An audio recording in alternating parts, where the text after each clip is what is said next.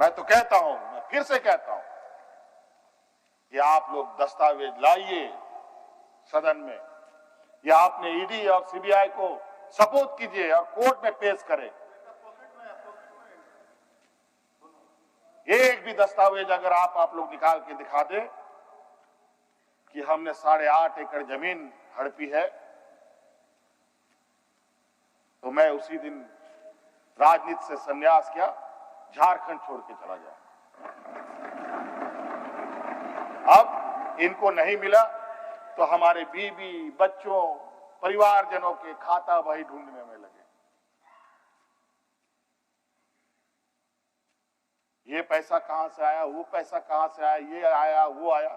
अध्यक्ष महोदय, असमानताएं देखिए इसी सदन के अंदर। जो सरकार के द्वारा उपलब्ध कराए जा रहे ऋण, जो यहाँ के आदिवासी विधायकों को कितने वर्षों के लिए मिलता है और गैर आदिवासियों को कितने सालों के लिए मिलता है।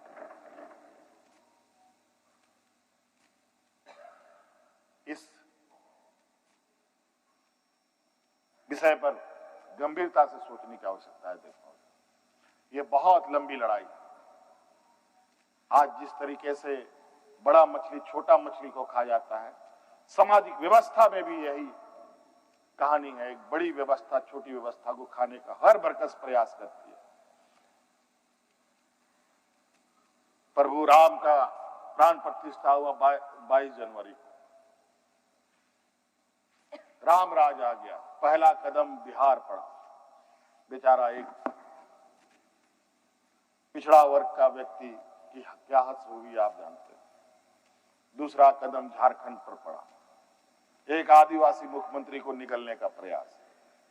क्योंकि इस आदिवासी मुख्यमंत्री के शरीर में हड्डियां कुछ अधिक है, इसलिए उस हड्डी को निकालने के लिए ईडी उसका डिसेक्शन करने में लगी हुई, ताकि हम कैसे इसको निगल जाए।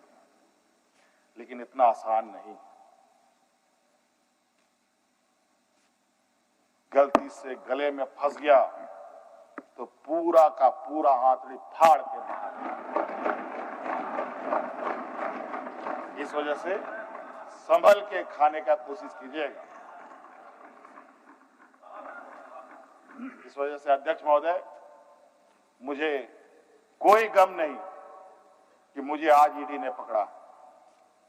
जिस तरीके से बंधुदा का सदस्यता लिया, ये आप चुनाव नहीं लड़ सकते हैं। हो सकता है मेरा भी यही असर करे। सत्ता लुलुपता के लिए हम लोग कभी नहीं आए अध्यक्ष महोदय।